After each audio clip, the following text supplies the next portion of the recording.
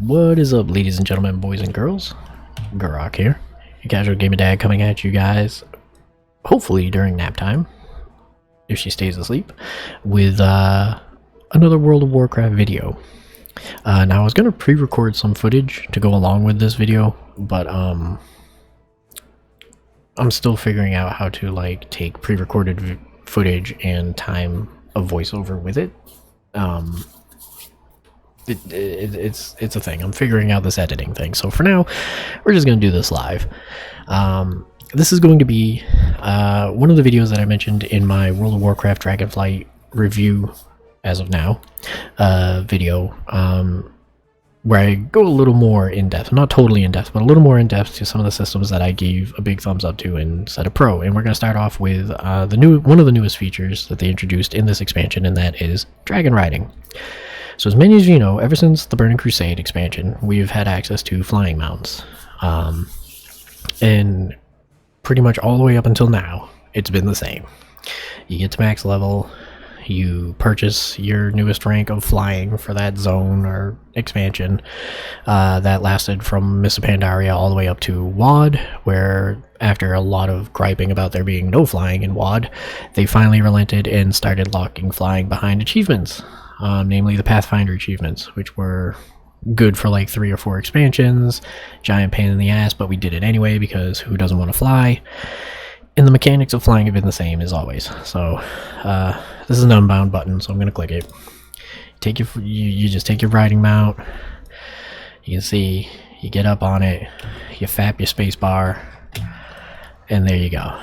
This is flying in general, right? It's relatively fast. It gets you from point A to point B, but it's very uninteractive. Like if I was like, hey, I want to go to T Bluffs from Orgrimmar, like it's right here, I would just be like, okay, let me hold the space bar until I'm at max height, and then I'm gonna numlock, and I'm gonna go watch some Netflix, or I'm gonna go make a sandwich, or do something else until I get there, right?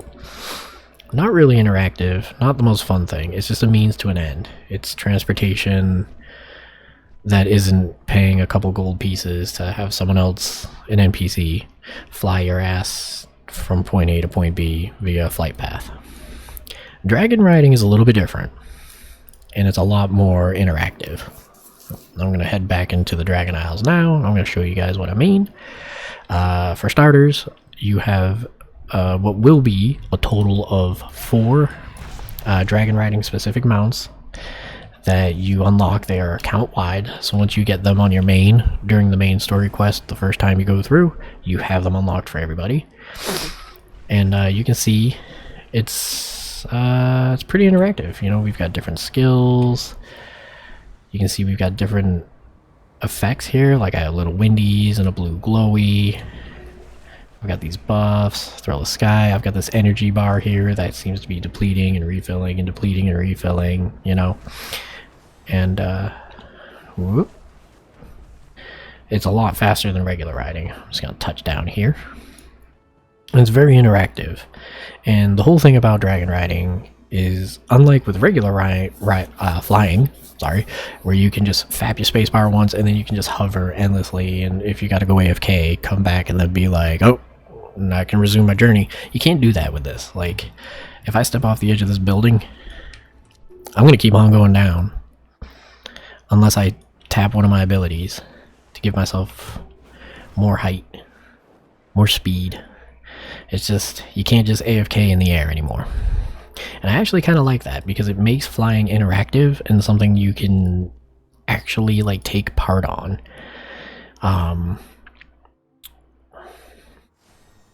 Let's see, where was I going with this? Yeah, I mean, that's, you know, when I listed it as a pro, one of the big reasons why I listed it as a pro was because of the fact that it was interactive and it made leveling and exploring fun. And it's true. Like, trying to explore all of these zones here, you'll have to excuse my add-on showing me all these like treasure chests and stuff, but like trying to explore all these zones on foot or with just like regular flying is like, you can do it and it's fine, I guess, but when you're actually like interacting and like maintaining your speed and velocity and like making sure you're not flying into stuff, it's like it makes it a lot more fun, and you realize it makes the time go by quicker, and it makes the journey going from, you know, 60 to 70 a lot more enjoyable and a lot faster, because you actually feel like you're participating in it and you're not just like passively just going from point A to point B, gather X number of Y, you know, that bullshit. So it's definitely a great system. It's one that I hope to see them expand into other areas of the game and not just the Dragon Isles, but we'll see what they do with that. I'm also going to make a note, and I think I've mentioned this before, that if any of you have played or do currently play Guild Wars 2, this is very similar, if not the same exact system to the Griffin and or the Drake mount that you can get there. So you may already be familiar with this whole thing if you're coming from that game. That being said, let's dive a little deeper into it. First of all, dragon flying is not locked behind an achievement, is not locked behind anything except for the main quest. And I can tell you right now, you get this this ability in your first dragon riding mount like within 30 to 45 minutes of entering the Waken Shores. So you start the Dragonflight expansion, you bash out a couple campaign quests, and then they bring you to somewhere. I think it's like the Ruby Life Shrine, somewhere around like here. I don't know where, right here, yeah, Ruby Life Pools, yeah, so it's like somewhere around here. So you start here, and you immediately basically just beeline here. And then as soon as you enter here and you talk to Alex Straza, they're like, here you go. Go talk to this dude. He's going to teach you about dragon riding. And they give you your first mount, which will be, I'll show you right now, this guy here, the Renewed Proto Drake. And then they teach you all about dragon riding. And it's pretty intuitive. It doesn't really need much of an explanation. So this video isn't going to be a dragon riding guide, but they start you off with 3 vigor. You can see I have 6, but they start you off with 3. This is your energy for using your abilities. And the only 2 abilities that you have are Surge Forward, which, as you saw, kind of shoots you forward, gives you some speed. Cat scratching the couch. And Skyward Ascent, which gives you, you know, height, gets you higher in the air. And each one of these costs 1 vigor. So you start off with 3. Taking off will cost you 1 vigor. Speeding up will cost you another. Gaining more height will cost you another. And then you're all out of vigor.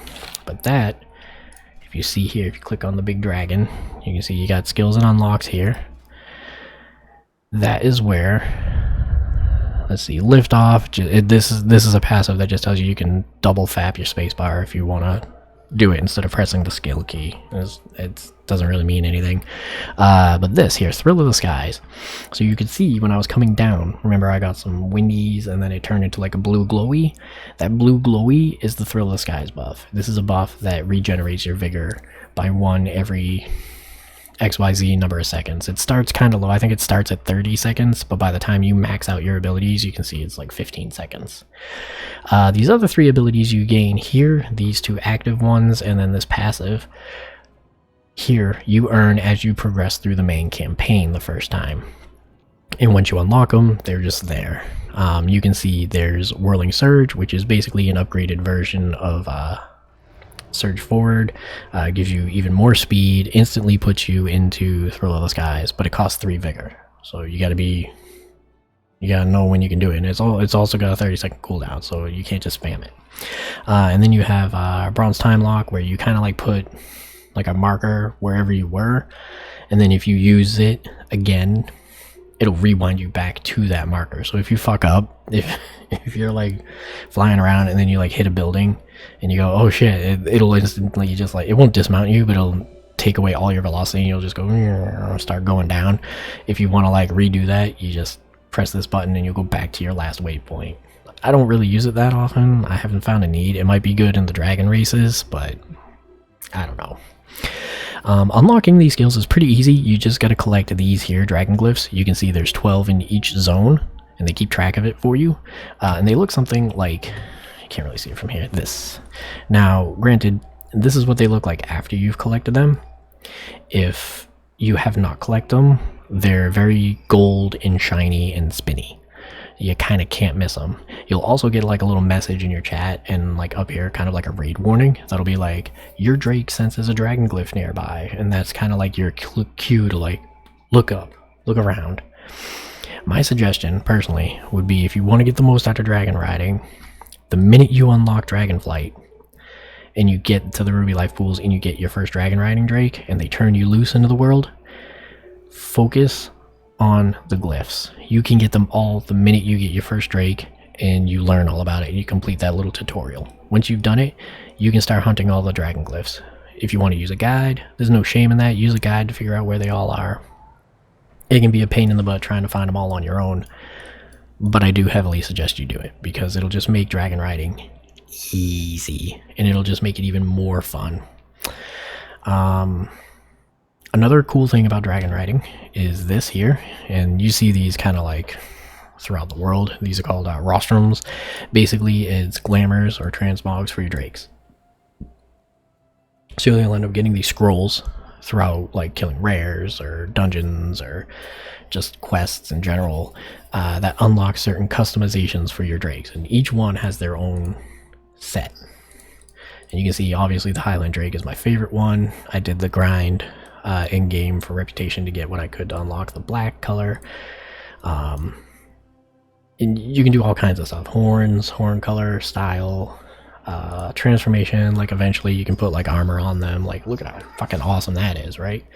You can like add stuff to like their face, their throats, their backs. I mean, it's pretty self-explanatory. It's just dragon customization. So no two drakes are gonna look the same. It's like, it's pretty cool. They have one in Valdrakken, which is the new main capital. They have one at the Ruby Life Pools, or like close to it. And then, you know, like you can see, they got them staggered out at different outposts throughout the world. Not much else to really report without going too far into depth and turning this into a guide.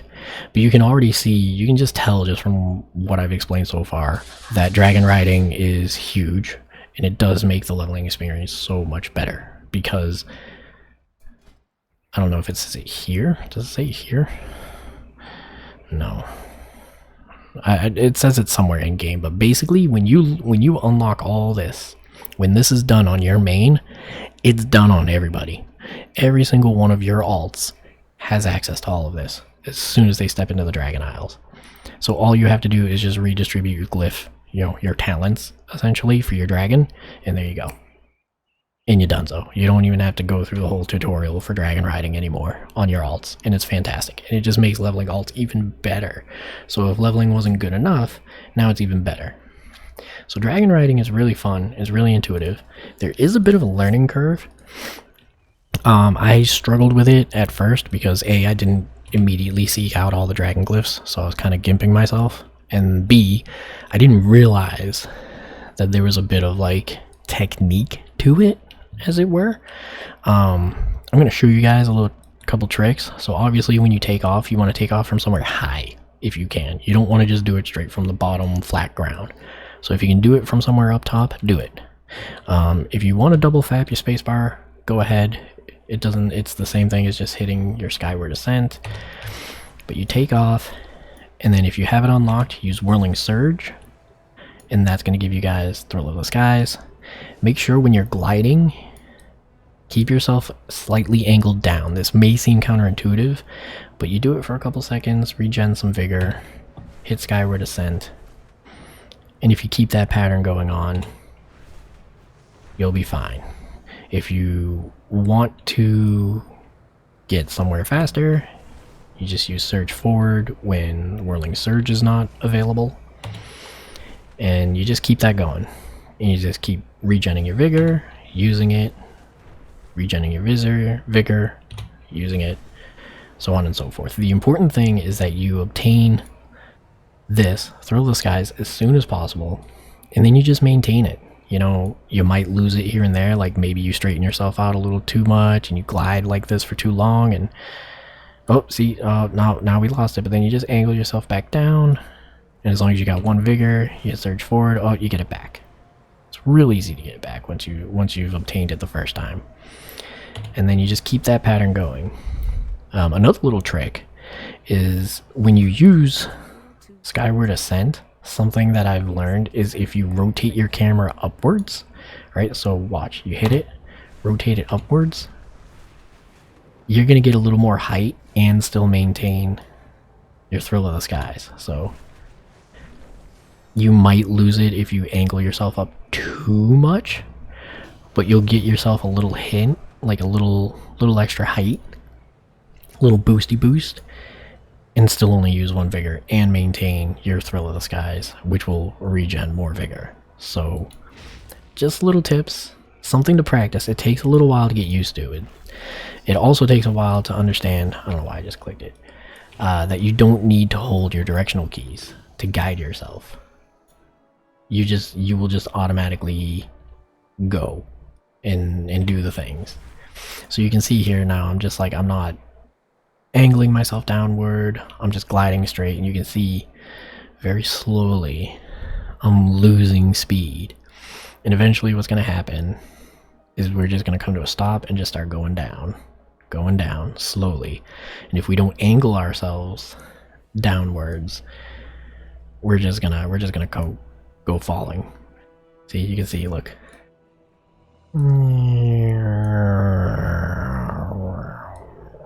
So no, we're not regenerating any vigor, we're out of juice. Now if I angle myself down, oh, there it is. We've got our velocity back. So it takes a little while. There's a bit of a learning curve, but once you get it, it feels good. And it just makes it easier to maintain all of these things when you max out your dragon riding. So I definitely suggest you do that first. Practice, and before you know it, you'll just be gliding all over the Dragon Isles at top speed, which I think for dragon riding is 800 speed, something like that, 800% speed. So I do want to show you one other thing. Let's see, I went over the skills. I went over, well, one minor thing is this skill bar that changes. Your hotbar is going to change when you mount your Drake, and you can assign your regular skills. You can see I have charge. I haven't assigned anything else yet, but you can assign all your regular skills to it. So if, for instance, like, say you're like on the hunt, right? You're gonna go murder some fools, right? Not him. That's a world boss. I've already killed him. I don't want to tango with him solo. But let's just say, okay. Oh, I need to kill some elementals, right? So you come down here and you're like, oh, I have no way to dismount. I have to hit my hotkey to dismount. Well, no. If you assign your shit, you can just, whoop, just like with a regular mount. That's all you gotta do. Is you just put some skills on the bar, and then there you go. You get yourself, ooh, Rousing Earth, nice. You can get yourself off, and then you can go back on. Business as usual. The other thing that I wanted to do, let me just hearth here so that I'm logging out in a town, is I just want to show you what it looks like on an alt that hasn't touched anything in Dragon Isles. Because I mentioned that it's account bound, right, that you get everything. Well, I'm going to show you. So we're going to log out here. You're going to have to excuse my giant mess of dudes. But you can see I've got a warlock who is level 61. She's 61 because all I've been doing is enchanting on her. She's my enchanter. So I haven't started leveling her yet. Eventually I'm going to get around to it. But you can see, even though she's level 61, only 61 because of her leveling enchanting, you can see if I come here, boop, it's fully unlocked. Totally, completely unlocked. I don't have to do nothing. Look, I don't even have like 2 of the factions unlocked yet. Uh-oh, I think Baby's waking up. That might be my cue to sign off here. So yeah, dragon riding. That's a slightly more in-depth view on dragon riding and why I feel like it is amazing and a very good system. Let's hope they bring it out into the rest of the world so that we can choose, like, do we want the standard flight or do we want to do dragon riding everywhere? Because that would be pretty awesome. I'm just saying. And I hope this video was helpful for you guys, and that, oh, I gotta fix my pet bar. Jeez, why is it all the way down here? Sorry, distracted. I hope this video was informative for you guys. If you want to see like an actual dragon riding guide that goes over, say, like where the glyphs are, you know, more in-depth information on the tips of like how to maintain your velocity and your speed. I mean, it's kind of simple, but I say that, but it took me forever to figure out. So just let me know. Put it in the comment section down below. If you like this video, hit the thumbs up button. And if you want to see more from my World of Warcraft series, or follow any of my other gaming series for, say, Final Fantasy 14 or Skyrim, 7 Days to Die, any of those, hit that subscribe button, help my channel grow, and help boost my confidence in continuing to do this for you guys, because I love doing it and I love entertaining you guys. So thank you so much for watching, and I'll see you guys in the next video.